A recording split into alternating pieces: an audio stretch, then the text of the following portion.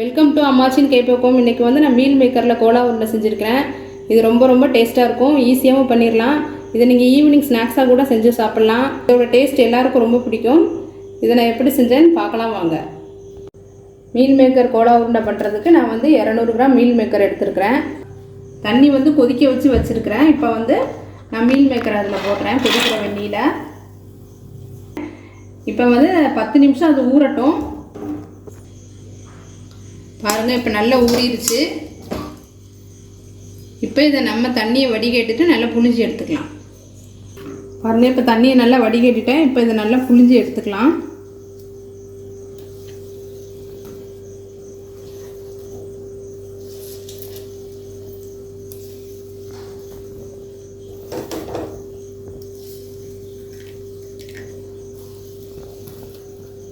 இப்போ எல்லா மீல் மேக்கரை நல்லா புழிஞ்சு எடுத்தாச்சு.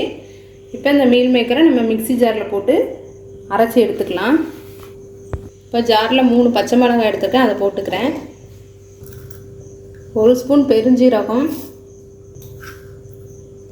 1 ஸ்பூன் ஜீரகம். இப்போ புழிஞ்சு வச்ச மீல் மேக்கரையும் போட்டுக்கலாம்.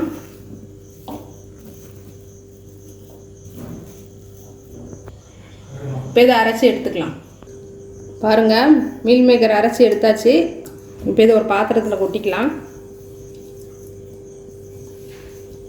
மிச்சம் இருக்கிற மீல் மேக்கரையும் இந்த மாதிரி அரைச்சி எடுத்துக்கலாம்.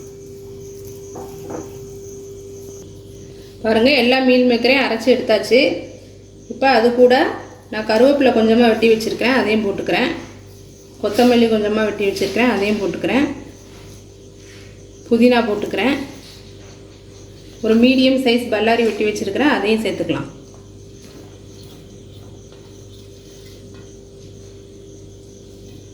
ஒரு ஸ்பூன் இஞ்சி பூண்டு விழுது, 1 டீஸ்பூன் கரம் மசாலா பொடி சேர்த்துக்கிறேன். காரத்துக்கு மிளகாய் சேர்த்துருக்கேன், இருந்தாலும் 1 ஸ்பூன் வந்து நான் காஷ்மீரி சில்லி சேர்த்துக்கிறேன். உங்களுக்கு மிளகாயில் உள்ள காரம் போதுன்னா நீங்கள் வந்து வத்தப்பொடி சேர்க்காமல் இருந்துக்கலாம். இல்லை காரம் அதிகமாக வேணால் கொஞ்சம் வத்தப்பொடி சேர்த்துக்கலாம்.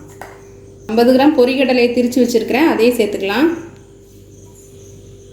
2 ஸ்பூன் பச்சரிசி மாவு, அதையும் சேர்த்துக்கிறேன். தேவையான அளவு உப்பு. இப்போ இதை எல்லாத்தையும் நல்லா மிக்ஸ் பண்ணி எடுத்துக்கலாம்.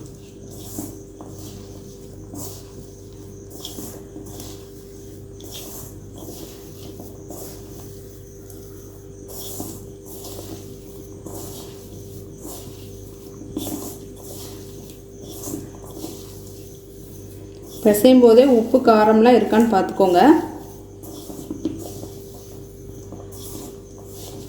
நம்ம இது பிசையும் போதே நல்ல வாசமாக இருக்குது. பெருஞ்சீரகம், இஞ்சி பூண்டு, கரம் மசாலா எல்லாம் சேர்த்ததுனால ரொம்ப வாசமாக இருக்குது.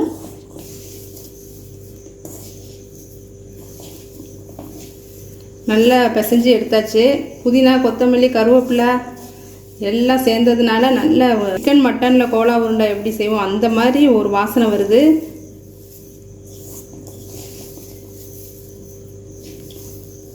புரட்டாசி மாதம் நம்ம வந்து சாப்பிட மாட்டோம் கறிலாம், நிறைய பேர் விரதம் இருப்பாங்க.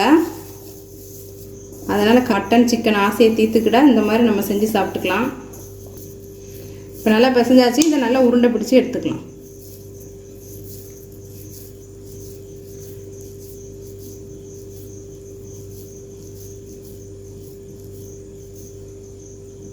பாருங்கள்,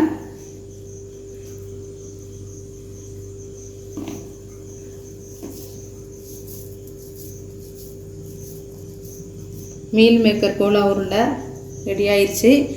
எல்லா மீல் மேக்கரையும் நம்ம உருண்டையாக பிடிச்சி எடுத்துக்கலாம். பாருங்கள், எல்லா மீல் மேக்கரையும் உருண்டையாக பிடிச்சி எடுத்தாச்சு. இப்போ வந்து இதை பொரித்து எடுத்துக்கலாம். இப்போ ஸ்டவ் ஆன் பண்ணிட்டு கடாயை வச்சுருக்கேன். கடாயில் எண்ணெய் ஊற்றிருக்கேன். எண்ணெய் நல்லா காஞ்சிருச்சு. இப்போ ஒவ்வொரு உருண்டையாக போட்டு எடுத்துக்கலாம்.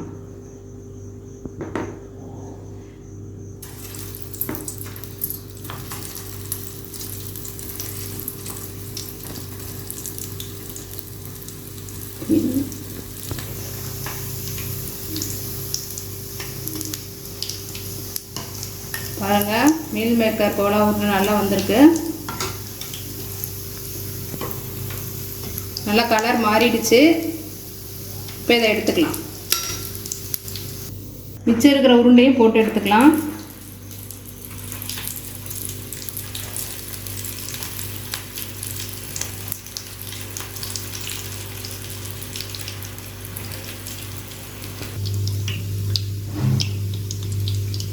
கோலா உருண்டையை நம்ம வந்து எண்ணெயில் போட்டோன்னே சிம்மில் வச்சுக்கோங்க. போட்ட உடனே திருப்பாதீங்க. கொஞ்சம் ஒரு 2 மினிட்ஸ் கழித்து அதுக்கப்புறமா திருப்பி விடுங்க. சிம்மில் வச்சா உள்ளதெல்லாம் கொஞ்சம் நல்லா வேகும். நம்ம கையில் வச்சுருந்தோன்னா கலர் சீக்கிரமாக மாறிடும், உள்ளே வெந்திருக்காது. அதனால் சிம்மில் வச்சுருங்க. கலர் நல்லா கோல்டன் ப்ரௌனாக வந்த உடனே நம்ம எடுத்துக்கலாம். கலர் நல்லா மாறிடுச்சு. கோலா உருண்டை ரெடி ஆயிடுச்சு. இப்போ இதை எடுத்துக்கலாம்.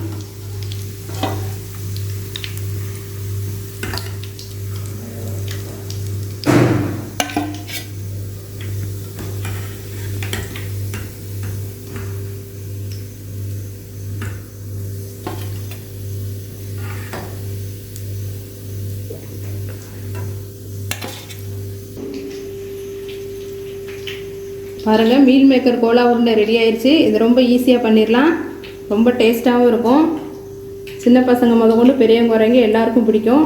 நான்வெஜ் சாப்பிடாதவங்களுக்கு இந்த மாதிரி மீல் மேக்கரில் நீங்கள் கோலா உருண்டை பண்ணி கொடுத்தீங்கன்னா ரொம்ப விரும்பி சாப்பிடுவாங்க. நீங்கள் கட்டாயம் செஞ்சு பாருங்கள். இந்த வீடியோ உங்களுக்கு பிடிச்சிருந்தா அம்மாச்சியின் கைப்பக்குவம் சேனலை மறக்காமல் சப்ஸ்கிரைப் பண்ணுங்கள், லைக் பண்ணுங்கள், கமெண்ட் பண்ணுங்கள், ஷேர் பண்ணுங்கள். நன்றி.